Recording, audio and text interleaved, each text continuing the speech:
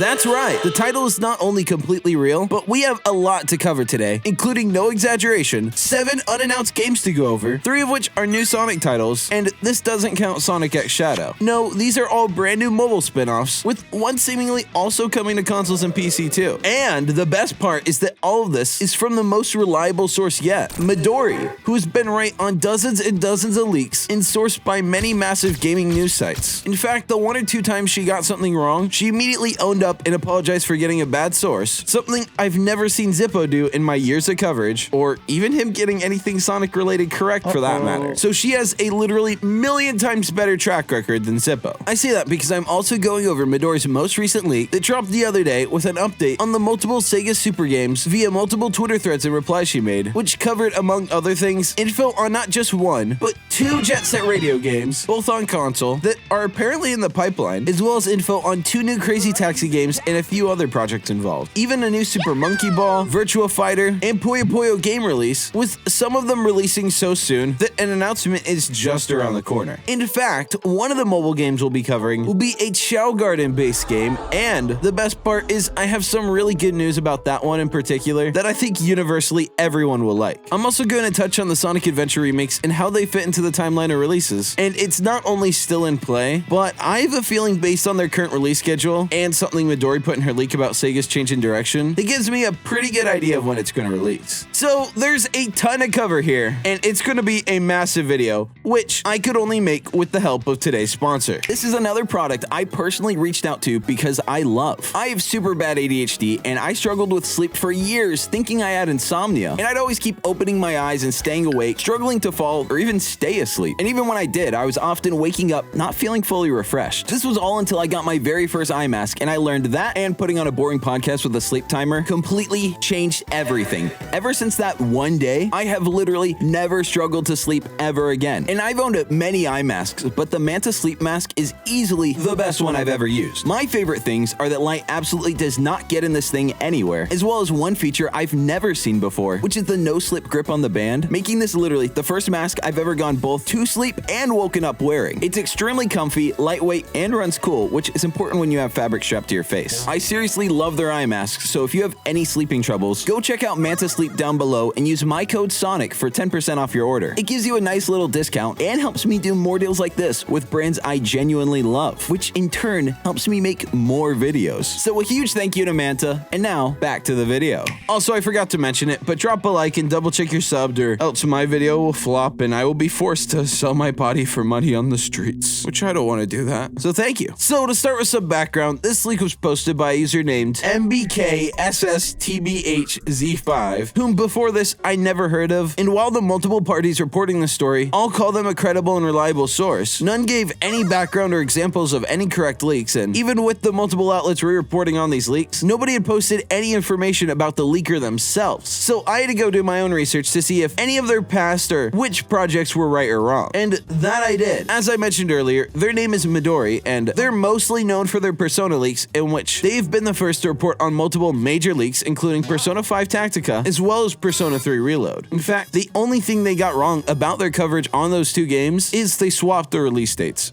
That's it. Other than that, all the info about the leaks themselves was 100% correct. Now, we'll go into their most recent drop, which came via a thread they made on Twitter, as well as info in the replies and responses to a handful of more significant questions they received. So with that, the thread begins with, the new Jet Set Radio game is not a remake. The game is a reboot that will be re-released in 2026. A remaster version of Jet Set Radio was also planned. It is typo. It was originally going to have a release in 2027, but the game has changed since it started development. There's an initiative to reboot many Sega games in new ways, to which they clarify more about this in a response to a user who writes, but a remaster was already released in 2012. Another remaster? Not even a mention of Jet Set Radio Future? To which Midori responds, it was meant to say remake. There was a Jet Set Radio remake and reboot planned. The reboot was revealed at TGA event. And that's our first big hint of info that I want to touch on. So previously it was safe to assume, based on the footage shown at the Game Awards, that Jet Set Radio's new title was a reboot rather than a direct remake. However, there's apparently also a Jet Jet Set Radio remake in development, it just still hasn't been announced yet. And Midori touches on this and talks about this a lot more later, but an important thing to keep in mind is its fate will be solidified only if the already announced reboot performs well enough or has enough anticipation so they don't just scrap it. Although some are saying this remake is likely to be a promotion for the reboot and will come first. Granted, there's no proof of that, so that part is just random people's speculation online. However, Midori did specifically clarify that it is a remake and not a remaster. So personally, that makes me think it could be first, but it's not like they're developing a full-on remake just to give away as a pre-order bonus. Now, what's not speculation is that with how all these Jet Set Radio reboot clips and screenshots all leaked years before even the game's announcement, we're now seeing information on the future of a lot more of these titles, and with new ones that haven't even been announced yet that I want to cover more in this video. So Midori's thread continues with, the titles at TGA event are coming to next Nintendo hardware, which is something I'm really excited about, as I might be the single last living man on earth to hold out on buying a Switch solely because of its Xbox 360-like power and the fact that it holds the entire gaming industry back 2 generations just so games still look about as good there as everywhere else. Otherwise, people would call it a bad port and it would hurt sales. So personally, I'm really excited about the prospects of Nintendo making a Switch that I would want to pick up. Now, Midori continues with, the Jet Set Radio reboot will also have new characters. It is a new story with new and old characters, which is somewhat expected. I mean, I wouldn't imagine it being exclusively legacy characters, especially when in the grand scheme of things, their established universe and characters in it is actually quite small compared to something like Sonic or even Crash Bandicoot. So I would hope they add some new characters for the reboot so many years later. Midori also mentions in a reply to another user that this reboot is going to be made in Unreal Engine 5, so it's going to look next level insane with the capabilities they have, which the trailer and leaks have kept me very optimistic seeing just how nice the environments look, even so early on in development. So I have a lot of faith in both this reboot and remake. Midori's main leak thread continues with, Crazy Taxi also had a remake and reboot initiative, and Crazy Taxi is planned for 2027 release right now. The game revealed at TGA event is a Crazy Taxi reboot with online elements. It is not a remake. And even when we covered it, I mentioned how at the very end of the trailer, we not only see the camera fixed behind a cop car Lamborghini, which not only implies that you can also play as them too, but then you see a second Crazy Taxi come out there and drive away. And that's when it becomes instantly clear, at least to me, that multiplayer will be a huge part of this game, trying to find success in a market competing with free-to-plays and constantly updating quote-unquote live service games. So I can already imagine a huge part of this game's monetization process will be cars, characters, and skins to help boost this financially, which is unfortunately pretty much essential in making a game have a possibility of growth and success in this sphere. Sega recently canned their most recent FPS, Hyenas, which, while fun, didn't have much the other extraction-based games in their same genre didn't already have. Plus, Hyenas, while generally being silent on this issue, through their official Twitter account implied this game was quote-unquote premium, meaning not free-to-play, which for a game with no campaign and only multiplayer, you have to be really something special for me to bite, because we've all been burned on this formula enough times. All that to say, if Sega didn't have the courage to take the risk associated with making Hyenas a free-to-play title and continuing its development accordingly, when they decided to scrap it even though it was in a near-finished state, at least in all the builds I personally played. So what's to make me think they have the courage to do that and support Crazy Taxi, even if in the likely scenario it doesn't gain much momentum leading up to launch, just like Hyenas? Now, because this is a nostalgic game, I'm certain if it's free to play, we could all convince a good amount of people to download and play with the player base. However, selling anywhere from $40 to $60 for a racing game that isn't Forza, Gran Turismo, or Mario Kart is going to be a real hard sell, and I can see this game having the exact same fate as Hyenas if Sega makes the same fatal mistakes here. Now, I do have hope with this, and as of recording this, Midori literally just now clarified that the Crazy Taxi games are also going to come in the form of a remake as well as the live service multiplayer one, which before it sounded like the remake might have been cancelled, but no, we're definitely getting both. And Midori also adds, yes, it is modeled after AAA live service games such as Fortnite. There are plans for live events, collaborations, and customizations. Their current plan is to create a live service, games as a service reboot, I think that's what that stands for, as well as a remake of the original Crazy Taxi. There's a survival mode with up to 100 players racing in the games as a service reboot planned. So a battle royale mode, something I used to be like everyone else and think we're just dumb and lame cash grabs. But that said, I have come around on the concept and think competing against 99 other players for that one spot is an overall fun mechanic that really makes you want the win, much more so than a 50-50 coin toss with teams like Halo or COD. So Midori continues with, Fortnite and GTA Online are some of the main inspiration for the current Sega Super Game plan. Sega wants to be competitive in the live service scene and use cloud classic IPs in new ways with new technologies. Both Crazy Taxi and Jet Set are live service games that are also having remakes before reboots release. Jet Set is closer in gameplay to Fortnite than Crazy Taxi, and there are shooting elements planned. Wait, shooting elements? Now, if done right, this could be an actual dream come true for me. Midori finishes that thread with, Jet Set Reboot has graffiti and shooting gameplay and open world concept with exploration as focus. There are new characters and story too. So yeah, it is Jet Set Radio with shooting.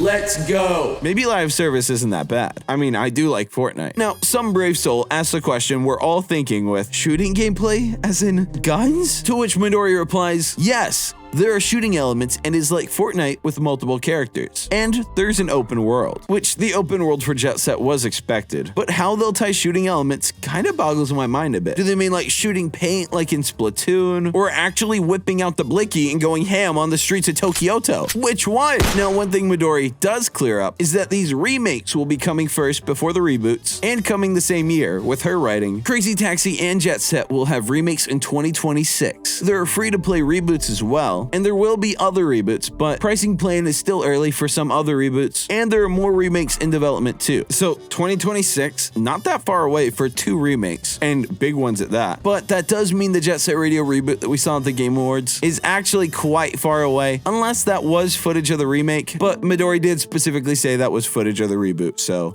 unfortunately I doubt it, especially with the Crazy Taxi one seemingly being multiplayer. Now, one thing I also want to throw in, despite the lack of details on it as of now, is Midori also mentions a Super Monkey Ball game coming to Apple Arcade, which I know that part will disappoint many of you. But honestly, since Dream Team came out, I've kept my Apple Arcade on Kayla's iPad Pro, and wow, there are not only some really cool games there, but I never realized before that the reason I hate mobile gaming isn't the medium itself, but rather the way they either time you out of the game to either wait or spend real money, put you in a pay-to-win situation, or just cram you with ads. But Apple Arcade system doesn't allow for any of that, so I'm actually really enjoying the selection of games and think this Monkey Ball game will be the perfect title for mobile and is realistically, of the released mobile games, the only one I could see me whipping up my phone and playing, since it's such a mechanically simple series, something I love about it. Whipping out and casually playing classic Sonic 1 isn't quite as easy. Which update, while editing this video, Super Monkey Ball Banana Rumble just got announced, releasing 2 days after my birthday. But this is not the mobile title I'm talking about here. This is something entirely separate, which Midori has also mentioned there's some console and mobile games for both Monkey Ball and Puyo Puyo, but I just wanted to add this in to clear up. Banana Rumble is not the Apple Arcade game. Now back to the video. Now I want to quickly talk about one last franchise before we get into our favorite blue abomination created against God's image. But it's okay.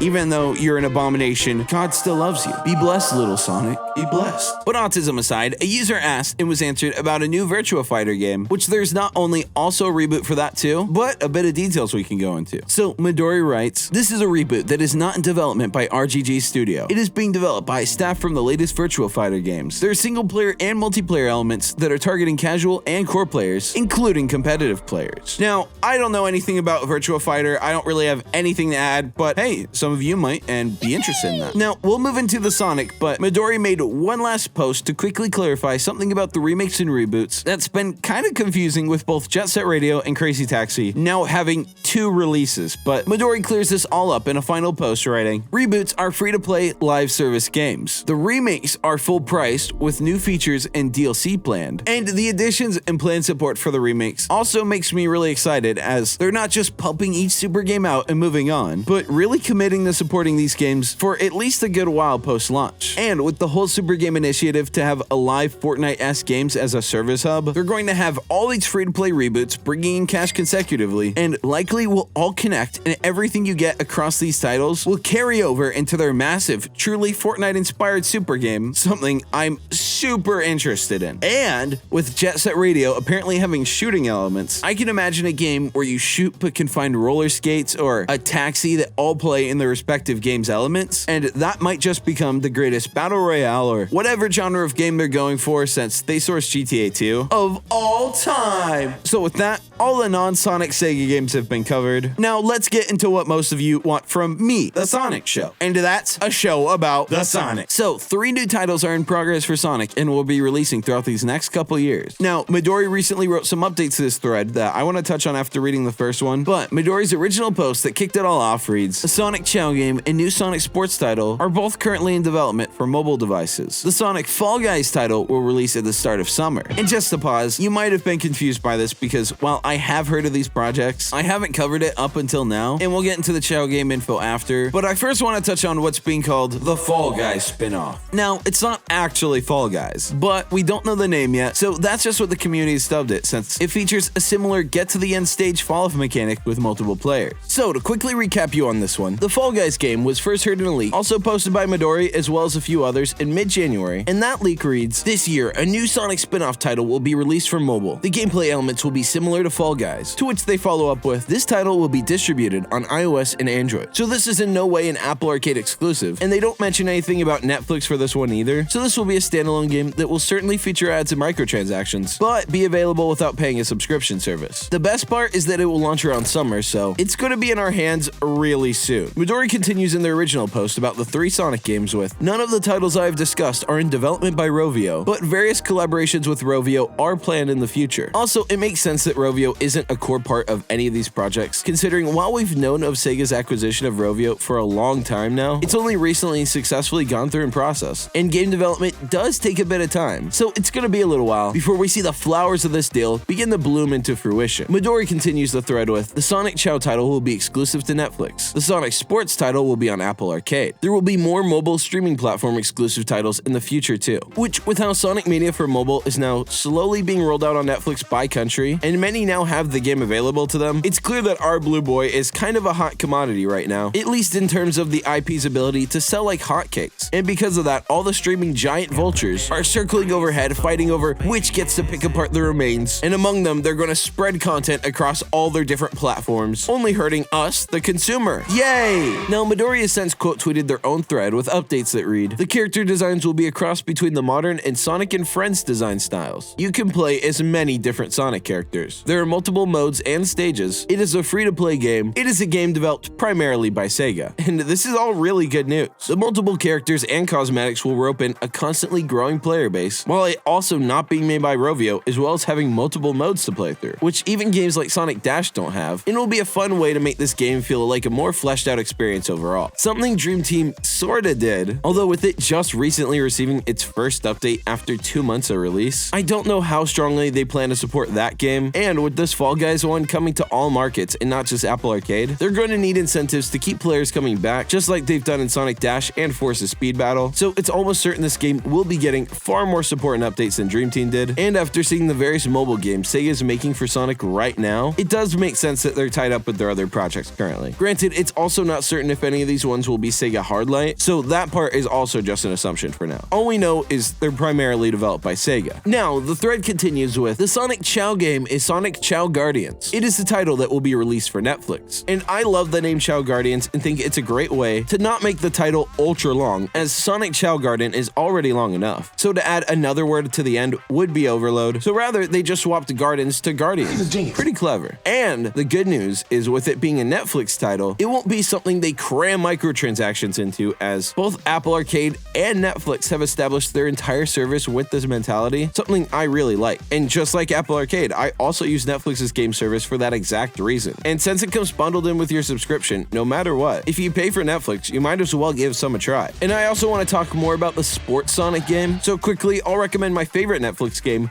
Point B, and one thing I like about it is that it's vertical and can be played with one hand, 2 things I prefer in mobile games overall. And partially the reason I say that is it ties directly into this little story, as there's also a new Puyo Puyo title that's going to be announced pretty soon, but yes, for Apple Arcade. Now, there will also be other Puyo Puyo projects in development, however, this is the only one they know anything about, and is also the only mobile release plan. They do, however, mention in the end of a reply to another user that, quote, "It is a title that will be announced with Apple and will be available before fiscal year 24 ends." So we will be getting this game before the end of the year, but that's all we know besides that little bit of info. Now, back into Midori's Sonic leaks. Let's get more into that sports spinoff they mentioned earlier. So a user made a tweet to Midori saying, "I wanted to ask a question regarding the Sonic sports title you've talked about. From what you know, does it sound like an Olympic Games title or an original mobile spinoff?" To which Midori made her first reply saying, "It is a Sonic soccer title for mobile, something we've never really had, but I would love, especially with how nostalgic my generation is for Super Mario Strikers, to have a similar experience but with Sonic and on mobile sounds really appealing to me." Another user also asked if it will be an Apple Arcade exclusive, which she confirmed confirmed with a yes. So that will be unfortunate news to some of you, but honestly, I'd actually recommend just getting a somewhat cheap older model iPad, as there is a lot of Apple Arcade exclusive releases coming, and not gonna lie, as you explore the catalogs of games they have, there's a good chance you'll find a couple non-Sonic or Sega ones that sound appealing to you too, especially with all the money Apple has put into developing and acquiring exclusive licenses for games. Not trying to sound like an Apple shill, especially since I have a Samsung phone, but just keeping it real and honest with my actual experiences with these services. Same would go to Microsoft Game Pass if they secured some day one license deal for Sonic X Shadow or anything like that. I'd probably shill a little for that too, since I genuinely like its value. But as of this Sonic spin-off title, other than it being a soccer game, that's really all we know for now. Next, I also want to touch on the Adventure Remake, as that's something that hasn't been talked about in a while, but Midori made a post writing, "Yes, there's an initiative at Sega to remaster, remake,